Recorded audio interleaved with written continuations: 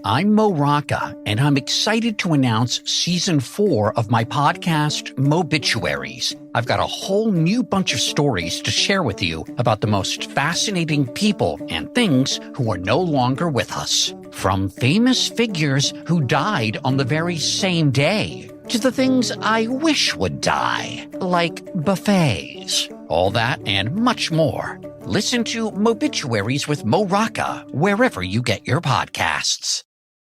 Hey everybody, welcome to another episode of I Had to Say It, the podcast where I basically talk about whatever's on my mind. And you guys listen to it. So thanks for tuning in and listening. Today, I'm going to touch real briefly. It's pretty much exactly what I said was going to happen. The election has not been called. Nobody's conceded. One side is already saying we won. The other side is already saying voter tampering, voter fraud, ballot tampering. And it's more or less the entire just disorganized shit show that I thought it was going to be. So there's really nothing to do but wait just like the rest of the country, and we'll see what happens. And if you've listened to any of the other episodes at this point, you know where I stand on this thing. The whole system's broke. Nothing's going to change. It doesn't matter who gets in there because regardless of who's elected where, there's still enough dissension, and everybody that is a career politician has made a career out of not accomplishing anything and still giving themselves raises every year for it. So why would they fix that? It's a system that allows them to feed their own desires and to take care of themselves, and we just keep going along and playing with it and re-electing corrupt incumbents and allowing them to make it a self-perpetuating system. And that's really all I'm going to say about it right now. The whole election thing is just giving me a headache, and I'm not going to talk about it anymore until there's actually something to talk about. So, what do I have to say today? Here's what I have to say. I was reading something online a couple days ago, and it really got me thinking, and I've been thinking, I know originally I said there was going to be more food-related stuff in here, and I've kind of been holding off because I didn't want to do food episodes until I had, filming capacity set up, until I could do demonstration videos and provide the links, because I really do think the culinary arts are one of those things that, yeah, you can talk about it and you can discuss it, and I could talk theory until I went hoarse, and that's not necessarily going to really be all that useful to anybody on the other end. It's one of those things you have to see how things are done to properly understand it, because to properly describe some of the stuff is going to be real in-depth, real long-winded, and by the time I get done explaining it, I could have already shown it to you and had it done 3 times over. But I do want to talk about something that is kind of food-related, and it's only, honestly enough, it's kind of a weird thing. It's only semi-accurate at this point because we have had some unseasonably warm weather these last few days. And I want to talk about grilling season. I'm one of those people, I love cooking over hardwood and charcoal, and I think the flavor is so much different than cooking on gas. And now, granted, if I'm cooking in the house, if I'm cooking indoors, I'll take gas over electric any day of the week. Cooking on an electric element is honestly my least favorite way of doing things. And to a certain extent, it may be, yes, you have a little more direct control as far as you can dial it into a specific temperature, but I'd rather have the control of using a gas flame and controlling the size of the flame to control how much heat is being transferred to the dishes. And honestly, I don't know any real professionals who prefer electric. I mean, I could be wrong. If you're out there and you hear this and you want to tell me I'm an idiot or whatever, please feel free. Let me know. Tell me I'm wrong. Tell me why I'm wrong. I mean, it's one of those things. It's a personal preference thing. It really is. But whatever works best for you is really what I encourage you to go with. Do what feels natural and what feels comfortable. When it comes to food, that's really the best approach to take. So anyway, yeah, I'm going through some of my social media stuff a couple days ago, and I came across an article from one of the sites I subscribe to that was talking about winterizing your grill and preparing for the end of grilling season, and I was really just kind of like, people do that. I mean, I don't care if it is snowing out. I can still get to my grill, and I will still cook a lot of things on the grill outside, regardless of the weather, season.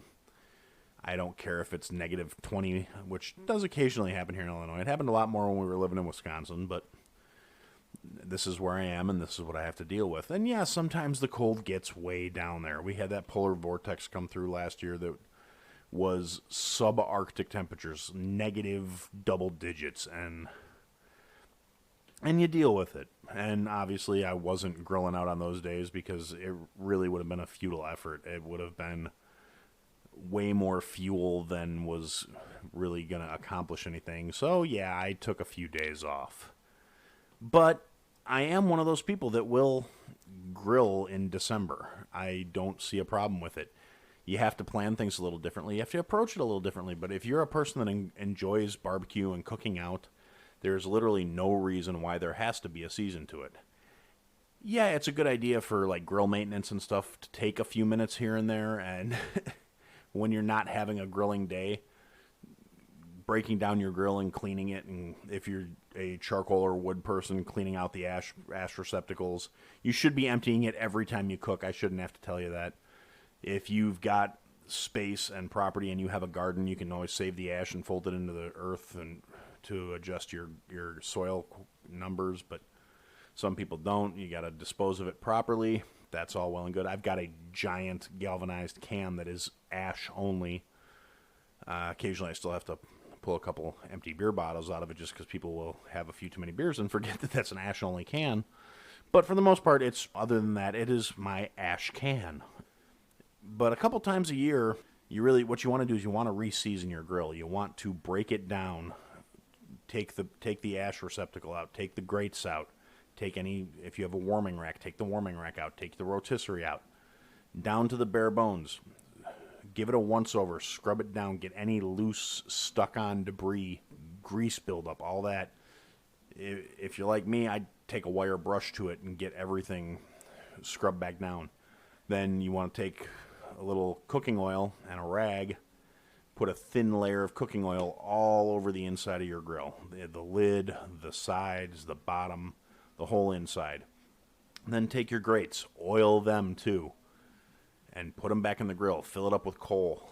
Get it up to about 325, and just let it cook. Don't put anything in it, just let it cook. It's going to smoke like crazy while the oil's cooking off. It's the same as seasoning cast iron. It's just one of those things, you should do it a couple times a year. It'll keep your grill from rusting. An ounce of maintenance for a pound of prevention. It's totally worth doing. In that context, as far as off-peak season grilling goes, there's literally no reason why you shouldn't be able to do it.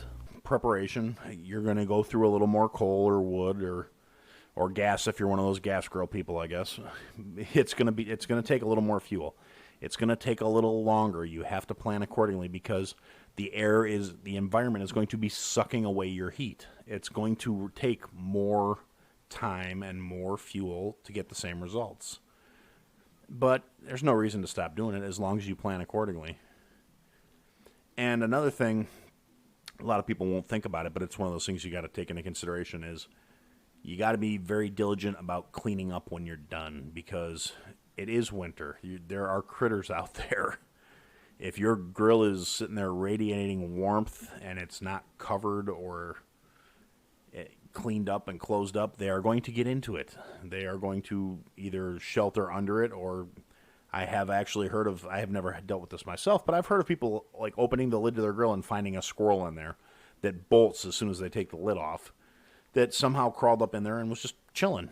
So, like I said, there's a little more involved process to it, but there's literally no reason for grilling season to ever really have to end.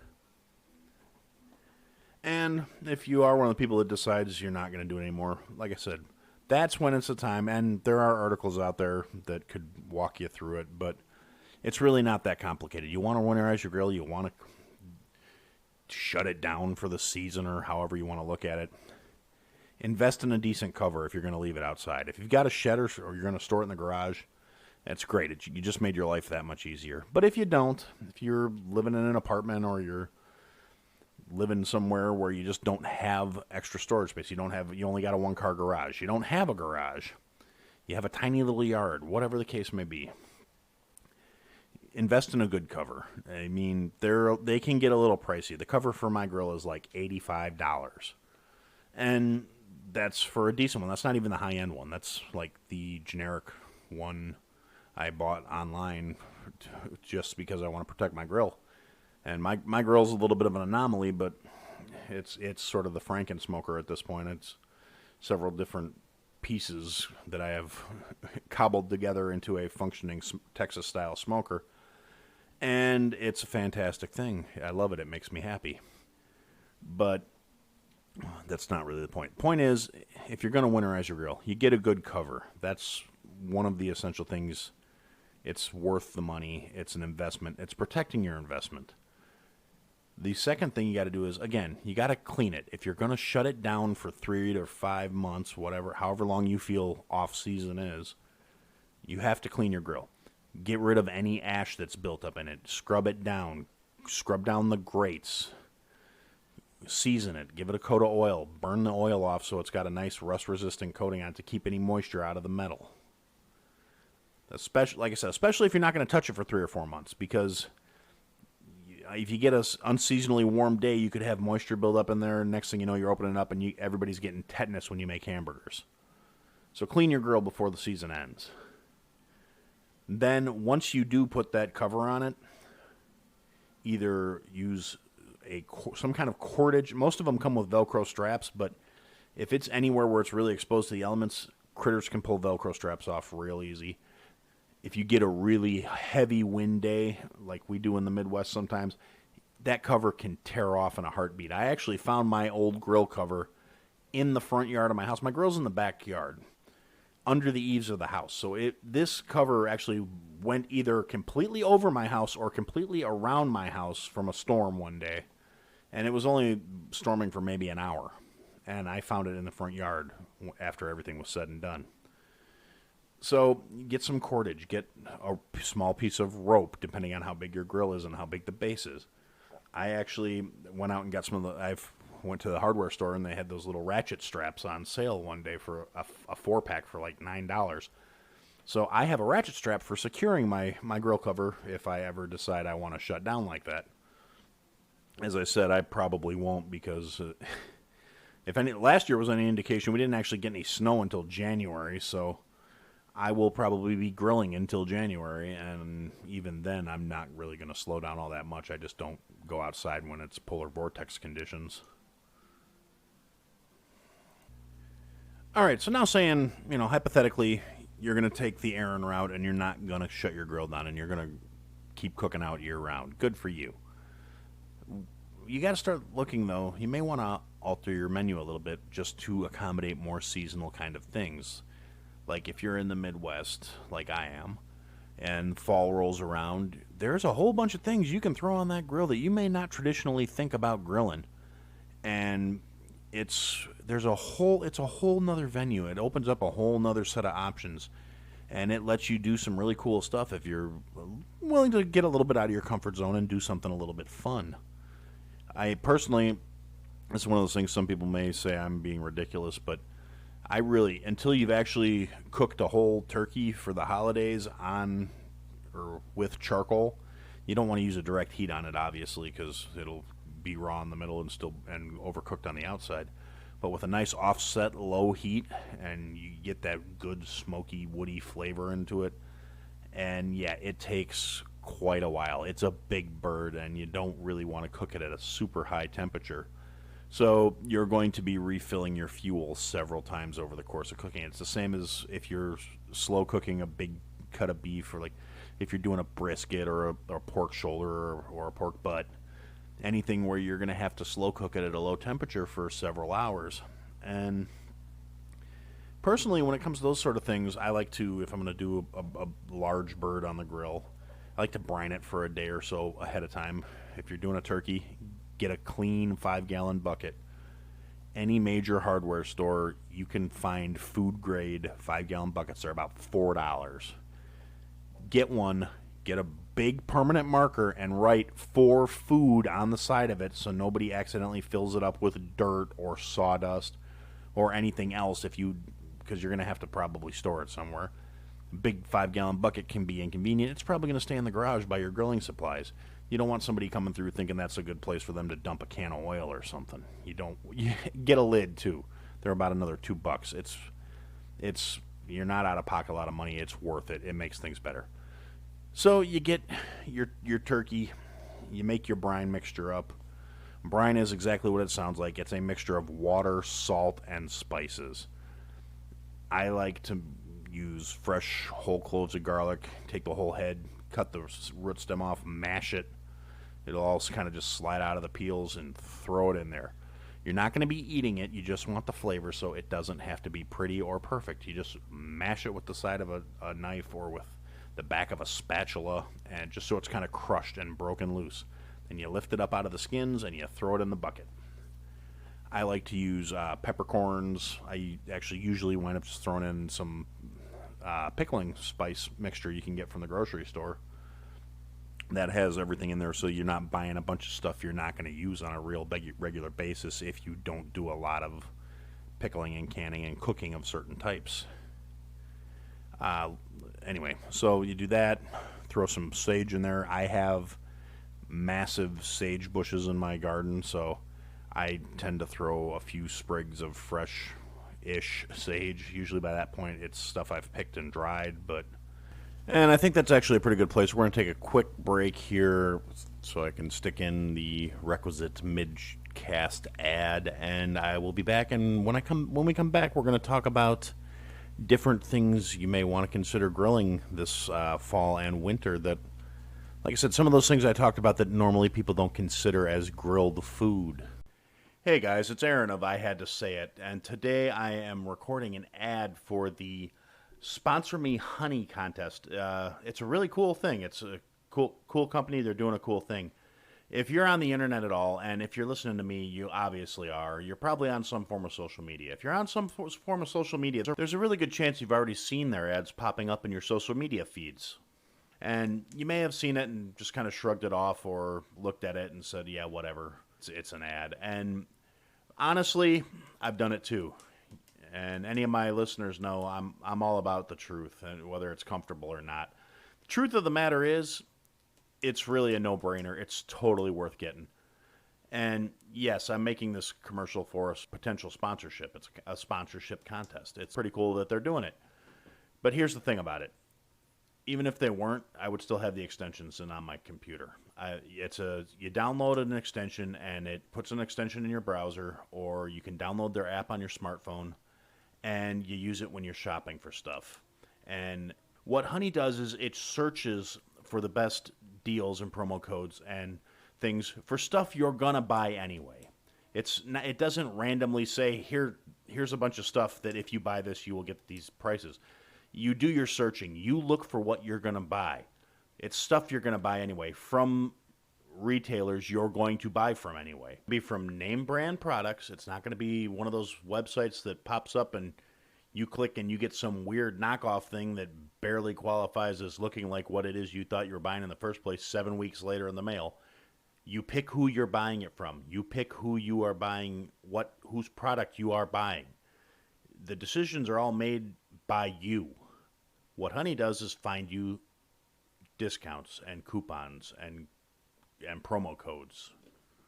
And the Honey extension searches for promo codes, and it looks to find any promos and any ways of saving money you can. And these days, who doesn't need to save money? I do, you do, everybody does. And times being what they are, Honey is a fantastic tool towards that. Because like I said, you're going to shop anyway. Why pay more than you have to? So here's what you need to do. So you open up your browser and you go to joinhoney.com/best honey ad. You go there and you download the extensions, and it will start working in the background as you're doing your shopping, and it will search for those codes for you. And it'll make your life a lot easier. It'll make things simpler. It will save you money. Where is the downside? And honestly, for now, that's what I had to say. All right, so now that that's done, we're going to start talking about different options for things that you can cook outside, cook outdoors, barbecue, cook them on your grill, however you want to phrase it.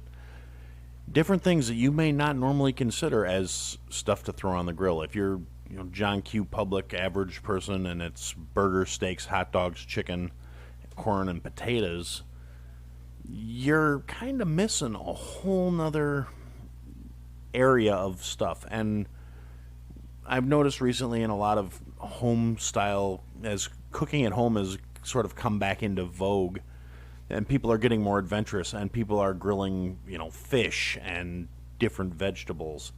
And that's kind of where we're going to look more in terms of seasonal specific things, is we're going to look at the winter squashes and things that they're a little more work to get ready, but they come out, you wouldn't think it, but they just come out amazing if you take the time and the effort to do it right. And we're going to go over a few different ways that you can prepare these things. I mean, it's one thing where you can take pretty much any hard-shelled winter squash. You can take spaghetti squash, you can take acorn squash, butternut squash, any of the stuff that you're probably going to find at the grocery store on sale because it's seasonal, and it's stuff that people think about it in terms of holiday cooking because it is a seasonal product. And you can do it, and it can be so simple. And just taking an acorn squash or a butternut squash and cutting it up in half and scooping out the seeds and the assorted innards from the squash, and brush it with some olive oil, salt, pepper, a little garlic powder. If you're feeling so inclined, you can add some seasonal, more nutmeg, cinnamon, coriander, that kind of stuff that will make it more of a holiday pumpkin spice flavored type thing. But personally, not a big fan of pumpkin spice. I mean, they may revoke my basic white bitch card for this one, but I don't really care. Not a fan of that particular combination in anything other than a pumpkin pie. Maybe it's just because I'm old-fashioned. Maybe I'm just stubborn. Maybe I don't know. For whatever reason, I just don't care for that particular mix. Maybe I just OD'd on it over the course of growing up for the last 40 years. And in my mind, pumpkin spice should be in a pumpkin pie. I don't need a pumpkin chai latte. I don't need a pumpkin spice donut. I don't need any of that crap. Pumpkin pie, maybe pumpkin bread, and that's it. And that's where and I don't need to eat that stuff on a regular basis. Partly because pies and sweetbreads are not particularly something I should be eating, and partly because it's real easy for me, at least, to OD on that stuff and then be sick of it for another 11 months. So, yeah, when the holidays roll around, Thanksgiving rolls around, I love a sweet potato pie. I love a pumpkin pie. Those are delicious things to me. But that's the only time I want them. Judge me as you see fit. Yeah, actually, speaking of pumpkins, and you can do this with acorn squash seeds, butternut squash seeds, anything with the larger seeds. When you scoop them out, keep them, rinse them off, get all the sticky, gross stuff off of it, soak them in some salt water for a little while, put them on a sheet of aluminum foil, throw them in the grill. What I like to do is I like to take the pumpkin seeds, rinse them, soak them in some salt water for about overnight. The next day, wrap them in foil with some pats of butter and throw them on the top shelf while everything else is cooking, so they just sit there and cook, and they get all crispy and crunchy and salty and delicious. It's not a terribly unhealthy snack, depending on how much salt you put into it. But it's a convenient thing. It's using as much of the product as possible. It's getting back to that sort of mindset, which is something we could all stand to do a little bit more these days. And in a related note to that, yes, I mentioned pumpkin pie and pumpkin bread, which are honestly two of my seasonal favorites, but it's not something I can eat year-round. Another thing you can do, though, and people don't think about this, and we've all probably got some pumpkins sitting around. I honestly hope if you did jack-o'-lantern for Halloween, I hope somebody told you don't bleach the inside so you can leave them outside and the critters can eat them. And that's a little bit of vinegar and water keeps them from browning and keeps them from rotting, and the animals can eat them, and it uses the product, and that's a good thing. But if you're like me and you got a couple pumpkins sitting around that didn't get carved up, and I'm planning on doing that this weekend, I'm going to be scooping out a whole bunch of pumpkin innards and I'm going to probably roast one of them off and make pumpkin puree and freeze a bunch of it so I have it for when things come up later. You can make a delicious pumpkin soup. If you haven't tried it, I actually like to make a pumpkin soup, little drizzle of sweet cream in it, and some toasted pumpkin seeds on top. Delicious, fantastic. But you can also use grilled pumpkin as a side. Just cut the pumpkin like you would normally. Cut the top off, scoop the guts out, and just kind of cut it into bigger chunks. You don't want to do it just chopping it in half and throwing it on there, because it's going to take a really long time to cook. But maybe hand-sized pieces. Brush them down with a little oil or a little melted butter, depending on your preference. A little salt and pepper. A little sprinkle of paprika, maybe. A little garlic. And don't go for sweet. You cook it in a savory style, so it's more of a side dish and not a dessert. And it's one of those things a lot of people don't think about. They automatically assume it's got to be sweet. I've noticed a lot of people do the same thing with acorn squash and with butternut squash. And yeah, generally that's what we're used to. And the same thing with sweet potatoes and yams. In this country, for some reason, we think everything has to be drowned in sugar. And there's a lot of savory goodness to these particular food items that people are missing out on because we all grew up with that traditional marshmallow smothered casserole that we got once a year on Thanksgiving. And not to be overly judgmental or critical, but I think it's gross. I like my sweet potatoes roasted, a little salt and butter and pepper, and a little sprinkle of cayenne on them just to give them that little extra kick.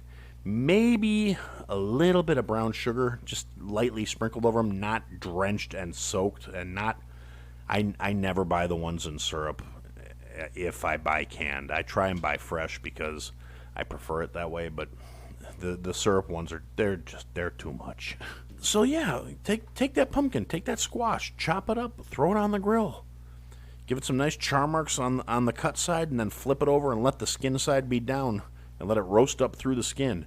It'll actually slide right off when it's done cooking. It'll be soft and tender and scoop right off of the skin, and that way you got a great flavor, and the skin cooks and kind of gets a little char to it and stops the actual part you're going to eat from burning. So that's one thing you can think about. Another thing a lot of people don't think about, although it's becoming more popular these days with outdoor grill pizza stones and things becoming more popular, you can also use your grill. It will function in a capacity as an oven. That's why people grill baked potatoes and do roasted mushrooms and other things like that on their grill, because you don't have to use it just as a grill. If you want to make any kind of bread dressing or like cornbread or basically anything you're going to put in the oven at 350 for an extended amount of time, you can put in a pan and pop it on the grill and keep it covered, and it'll cook up exactly the same. So if you're firing up your grill anyway to make your entree or your center of the plate piece, your protein, your whatever it is, I mean, it doesn't have to be protein. It doesn't. You can even grill tofu if you get the firm stuff, and it's not terrible. I mean, I'm not a big supporter of pressed bean curd.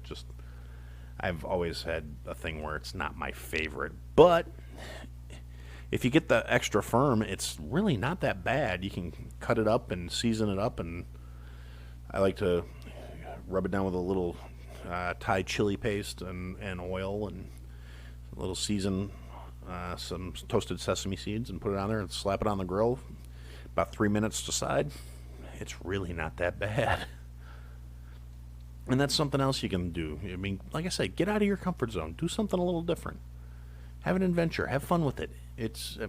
Eating should be something you're enjoying, not just something you do to get by, not just something you do just to survive.